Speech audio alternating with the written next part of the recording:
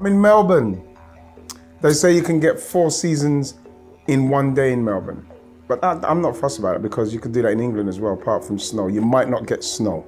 So we'll see how it is, Melbourne. I'm coming. What I've heard about Melbourne is the food. So we've heard about a place called Loon, and it's the best croissant in the world.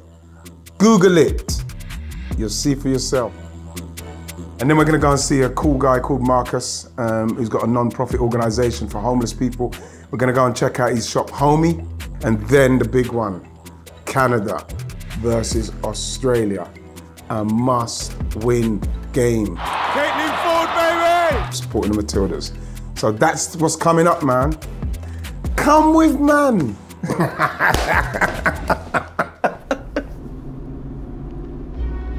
you put in best croissant in the world, this is what comes up. Well, that's nice. How comes croissant? What happened? How comes? So my background isn't pastry. My background is Formula One. Wow. Yeah. That's a massive change of direction. When I was growing up, I was a real daddy's girl. He loved motor racing, and I just grew to love it. I studied aerospace engineering at uni, and then I was lucky enough to be offered a job with the Williams F1 team. Yes, Williams, yeah. But I mean, being an engineer is like sitting in front of a computer for 16 hours a day, not talking to people. And I really like talking to people. Yeah. I had always loved baking. Yes. So actually, my favourite thing to bake at home is scones with jam first. Jam first. Are you jam first or cream? I'm actually cream first. I know. I have to say, that. You know, it's like with tea. Do you do milk first and then tea? Only to wind people up in England. So if it's jam first, is it like a squirt cream? I do chantilly whipped cream. Oh, of course you do. Yeah, of course I do. So croissants then? Well, I ended up in a boulangerie in Paris where they put me in the croissant section. Right. So it's very technical, it's very scientific. It's basically an edible, delicious Formula One car. Oh, I love that. So there you go. A normal croissant in every other bakery in the world is between 25 and 30% butter. A Loon croissant is 43% butter. Lauren, you want to taste something? Yeah, take a bite. Just take a bite. Look at her face. I've never done that before. This is the best. That was like a Lady and the Tramp moment. Yeah. I was the tramp. That's amazing. It's lovely, huh? Go Arsenal. I know. This season, hopefully.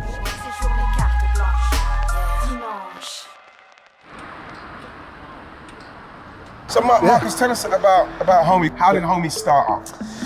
Yeah, so it started up purely as a Facebook page and a blog, just trying to raise awareness of homelessness and trying to break down the stigma associated with it. Yes. And then we had a lot of people saying, how can I help? How can I donate clothing, food? So we set up a pop-up shop back in 2014 and had the public come down and donate clothing, and it's slowly organically grown from that. Once a month we close the store and invite a youth homelessness service in to come in with their clients and shop for free. So that people feel that it's just like, oh, drug addicts or this or that, but like they don't realise that it's just people that are just like, it's just hard. They just can't afford certain things. When we were speaking to people, it didn't match up with that stigma of everyone being violent as well, which was really unfair. Yeah. That's why we became really passionate about it and wanted to share these stories, and now we're trying to provide opportunities for young people to get into the workforce and so they can go on and, you know, and do prosper. Something. Do something positive. Yeah. You know, because like it's not like their fault. You know what I mean? It's just the circumstance. Exactly. So again, it's just unbelievable effort you guys are making. My head's not good with baseball caps. Why can't I have a baseball? I became homeless at the age of 19 and was scooped up into the supporting arms of Homie age 22. That looks cool, eh? Every time I come to the Homie store, every time I get to see my friends and colleagues again, I feel like the world makes sense, my experiences mattered, things are going to be all right for me and anyone that comes after me. Take it easy, homies.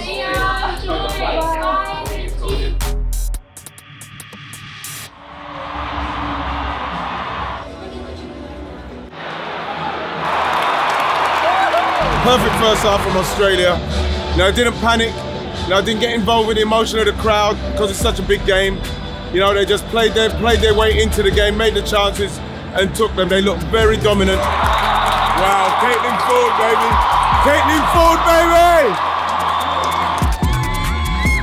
Australia, congratulations. That's a fantastic win. You know, to get to this stage of the group, having to win without your top player, where everything was going on with your main striker, arguably the best striker in the tournament, and still beat Canada 4-0 so convincingly. Thank you. Thank you so much. Yeah, I'll pass it on. Congratulations and well done. The tournament kicks on again. I'm staying in Melbourne. I like Melbourne. And plus I want to see Jamaica and Brazil as well, so it's cool. I'm going to stay in Melbourne because Melbourne's cool, man. Melbourne's cool.